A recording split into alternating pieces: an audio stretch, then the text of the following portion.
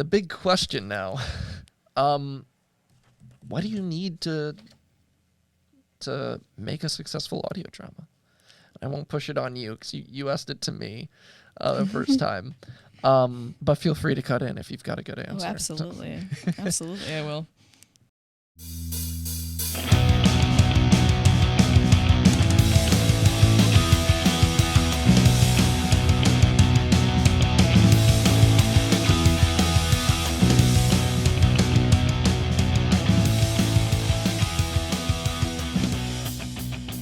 Hello, everyone, and welcome back to another episode of Inside ETV. I'm Connor Thornberg, and I'd like to welcome to the show the newest member of our ETV family, Noelle Veillette. Hello, everyone. I am the brand new community coordinator. I've been getting the word out, coming up with new programs, and building community relationships here at ETV. It's been really, really great. I have a background in literature. I was a newspaper reporter for a little while, a piano teacher, an EMT, music director. So I've just always been in the arts, in the community, and just an appreciator of the arts in general. So landing at ETV has been spectacular for me, and I'm surrounded by some really cool people. So it's been also nice to work with you, Connor. Oh, thank you. And you've been shaking stuff up in a good way. Yeah, it's been a pleasure to have you. Oh. So today we're going to be talking about a form of media that's sort of on the come up, getting a lot more attention. It's called an audio drama. And it's a really, really unique format that is not necessarily new. It goes back to radio plays that used to be a thing in the in the 50s? The last 40s? century. Yeah. But they've sort of taken on a new life with the new podcast distribution systems, and they have been really taking off. What do you have? Would you like to give a description?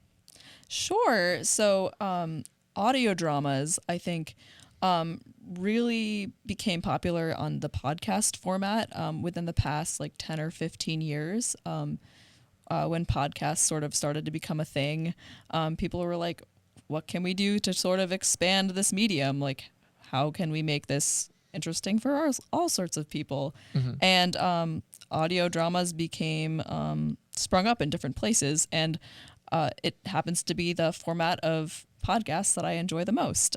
Reasons being, I find a lot of podcasts can be all about information, trying to tell you something, try to teach you something. And sometimes at the end of the day, when you're driving home or when you're doing some cleaning or when you're just trying to relax, you don't really want to learn something, and you don't necessarily want to keep up with personalities of podcasters who are also trying to teach you something in some way or another. I really, really like the escapism that audio dramas allow, and they invite you to sort of tap into your imagination. I've found there's no concrete direction about what anything looks like. Everything sort of is in your mind. The storytelling lives in your mind. It invites you to use your imagination and invites you to relax into a different universe. What draws you to audio dramas? Because I know you're a fan of the medium as well. So as a sort of a lifelong lover of stories, it's, different kinds of stories have always been my favorite thing to dive into. I really appreciated this shift towards more narrative-heavy forms of media. I really like you said, the sort of immersion and the way that you can craft these really interesting stories just through the soundscape. And there's so many different kinds of audio dramas that I've noticed, at least. You can have some that are basically like a dramatic reading of a book. You can have them be sort of like an investigative journalism type thing. You can have it be almost like found footage, where you're getting little snippets of audio, voicemails, all sorts of stuff like that. And you can really take advantage of the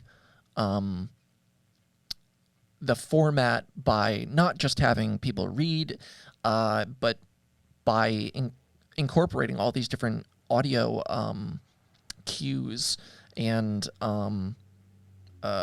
some of the really cool stuff you can do with digital audio. You know, it's like whether it's a door shutting or just to add a little bit of flavor and texture to the scene, or all sorts of stuff. I think that it's a really, really cool medium that allows you to really become immersed in what a story is offering.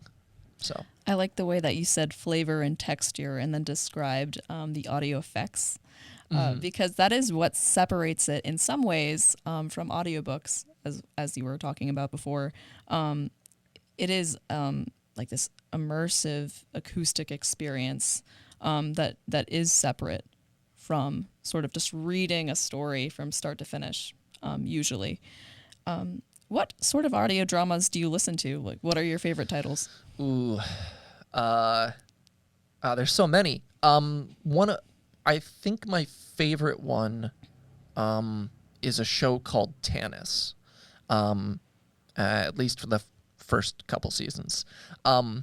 It is sort of an investigative journalism type thing where it's like you're listening to someone's radio show, where they start to talk about a certain topic and some things that they've found, and like they present information in a way that you might hear on like some sort of informational video, and then they incorporate talking to different people, like interviews and stuff to gather information, and the whole thing starts off feeling pretty grounded, but rapidly evolves into something that's much more fantasy-based. So it is set in the real world, but it has all these really strange elements that keep coming through and things that don't quite make sense, and that escalates to becoming something quite fantastical.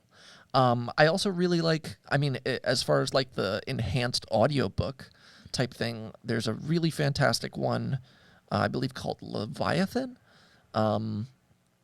that, it's got like a full voice acting cast, but it is just kind of like a more traditional story that's told back and forth. And then the last one I would say is Old Gods of Appalachia, which is sort of an old, it's a very southern,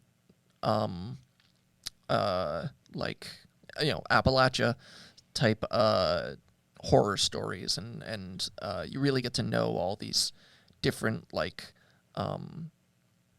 journeys of people throughout time, and some really, really creepy and incredible events and delivery on the story.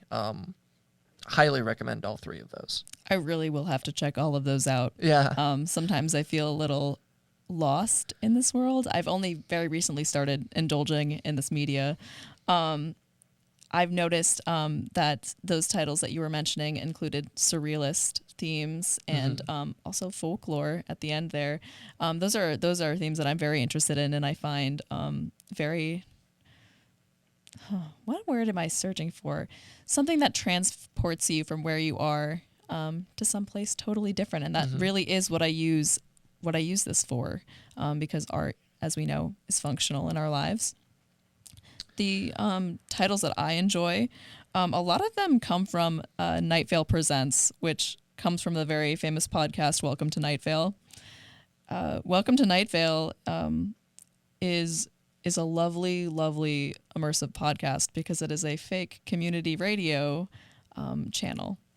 So the presenter, Cecil Palmer, is just this humble radio presenter, and he talks about all these crazy things that happen in this impossible town.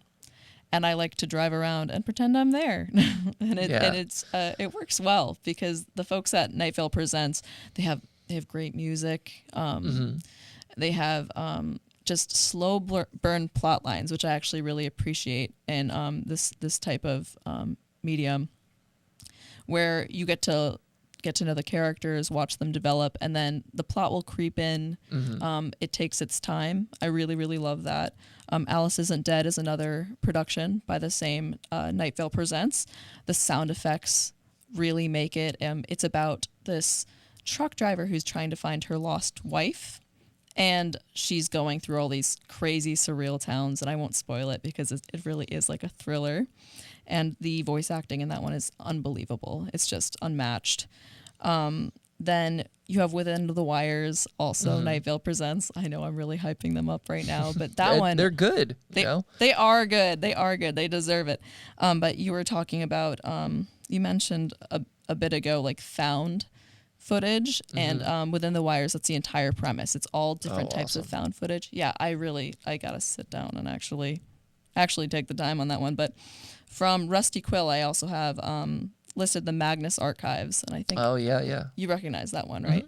And that one has a really minimal format, but it's very effective. It includes a lot of ghosty stories, and I'm not very far into it, but it is sort of developing a higher plot, and I'm appreciating that very much. So these are all very different. I do want to drive in. Night Vale is fantastic. It's an old classic, really, really good delivery, development of characters, very funny, all sorts of different crazy, wacky things that happen in this little desert town. And I think one of the really interesting parts about Night Vale is that they kind of just play it off. All of these bizarre, surreal things are happening, and they all just treat it like it's normal. And that actually brings me into the next topic that I wanted to talk about, which is tone. I think, using Night Vale as an example, the tone really sells the show. The way that it is very calm and collected and comedic. Occasionally the tension ramps up and it gets, you can feel that it's much more intense when those moments happen. But for the most part, it's just a very, easy, like cab or log, what's it called? The Disney park with the log cab. Never mind. It's easy going. The log down the river, Yeah. Okay, yeah. I'm there. That's the sort of vibe that they go with. And I think that sort of understated tone does a lot for the show, and really helps people to feel safe and comfortable, and like you're immersed in this lighthearted, fun world. And then when they get serious and they can ramp the story up to that level, it feels a lot more impactful.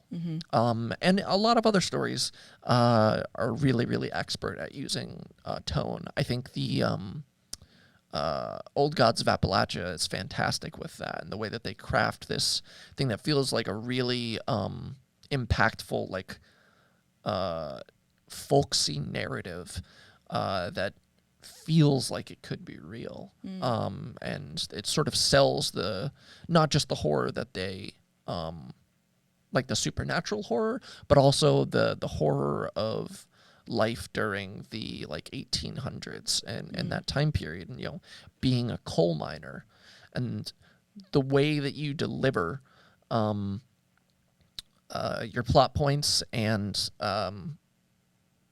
or just your dialogue in general, the words, like the word choice that you use, and the way that you can make it feel like prim and proper or very down to earth, that goes a really long way with these stories. I would completely agree. I mean, all these choices in audio are sort of like your paintbrush. If you're trying to deliver a concept in a painting, you can achieve that with your deliberate choices and style and the colors that you use. It's the same thing with what is the tone? What is the tone? What is the feeling? What is the the main speaker sound like? Are we melting into his voice, or are we brought to attention, or do we feel a little intimidated? All those things deliver different messages or shape a message differently, and that's why every choice that these podcasts make is something that we can appreciate as people who appreciate literature as a whole, and why the medium is so unique and important and beautiful. So there's a lot of elements that are enrich the audio drama experience. There are also some elements that can sort of detract from the experience. Would you like to speak on that a little bit? Oh yeah, and the next topic I wanted to go into, which is pretty closely related to this, can do either one, and that's voice acting. The quality of a voice actor can make or break your story. It's the simplest thing in the world, and it's so easy to get wrong. The microphone quality is a huge one. You should try to have the best audio tone that you can, unless you have a reason to not do that. If it works for your story, if this is like found footage or something along those lines, and you are going to use a worse microphone for that purpose of selling the believability of it, that's okay. But be conscious about the decisions that you're making and what you're doing and how your audio actually sounds. On top of that, the way that you deliver your lines, and this plays a lot into tone, your voice actors need to be fully aware of the tone of your show and make sure that everyone's on the same page and that they are delivering their lines in a way that sells that. Because if you've got a really like serious show and your voice actor's delivering lines like this, there's such a big conflict. Immediately takes people right out of it. And I wish I didn't have to say this, but I've dropped a lot of shows just because it just didn't match up. So the feeling is wrong. We have to remember that when you are voice acting, it is acting. You have to be clear with what you're saying. You have to really digest the author's intent of the script that you have. That's incredibly important.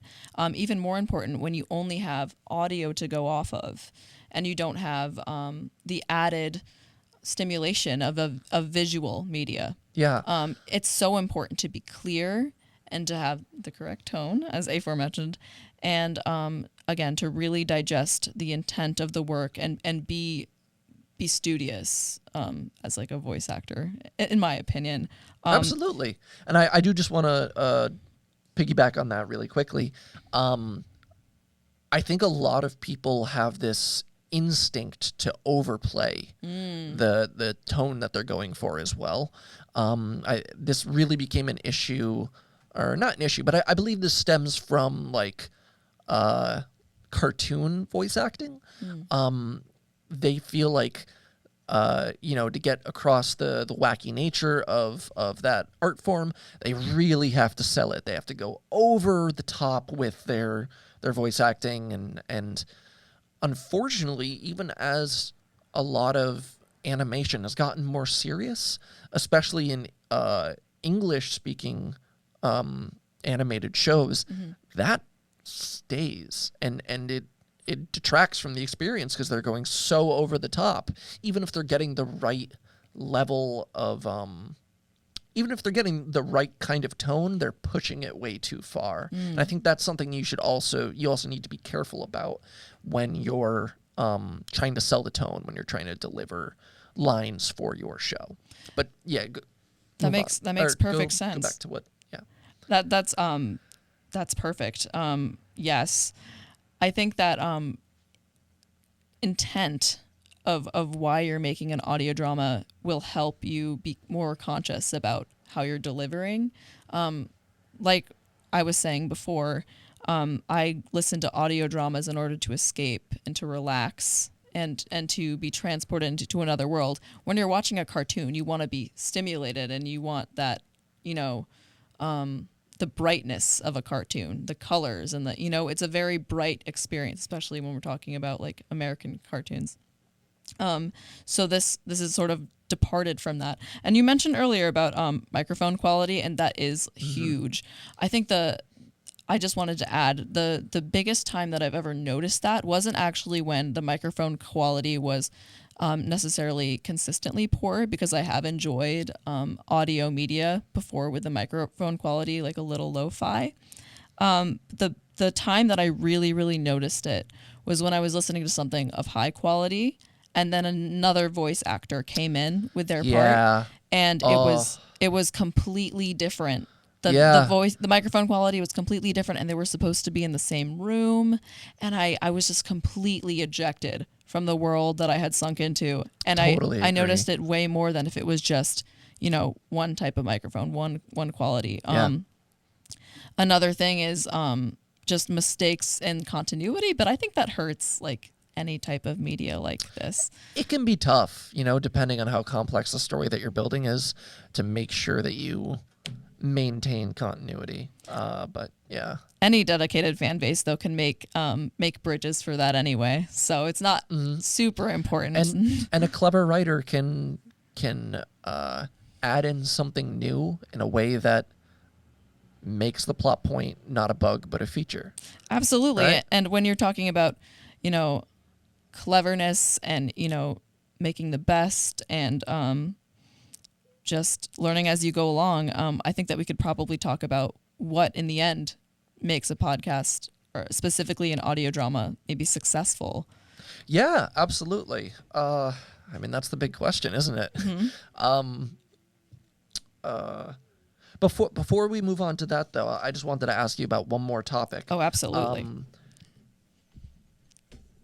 Do you want to? We touched on this a little bit, but Okay. Do you want to talk about how you can build character through different audio decisions, like character and personality, both of the show itself and for specific characters? Like, for example,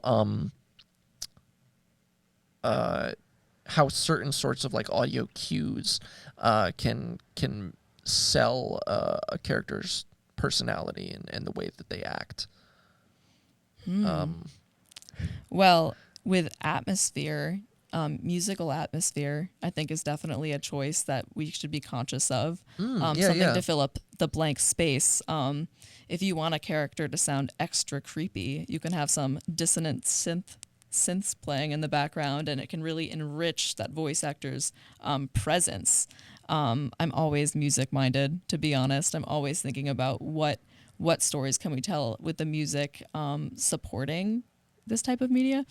If a character is supposed to be really reliable sounding, maybe you take the music out and like there's no subtext. Do you know what I mean? I think that musical embellishments are a really good way to build character. Also, something that Night Vale did, it's just reoccurring to me. They did it by accident, I'm almost positive. But the character of Cecil was delivering his lines extremely flatly in the beginning. Completely flatly. The music sort of took over for the plot, and eventually Cecil began to voice act more brightly, is what I'll say, and more expressively. And I think that showed an aspect of character development that wasn't written overtly in the text. It was more of subtext, and fans can gauge their ideas about that.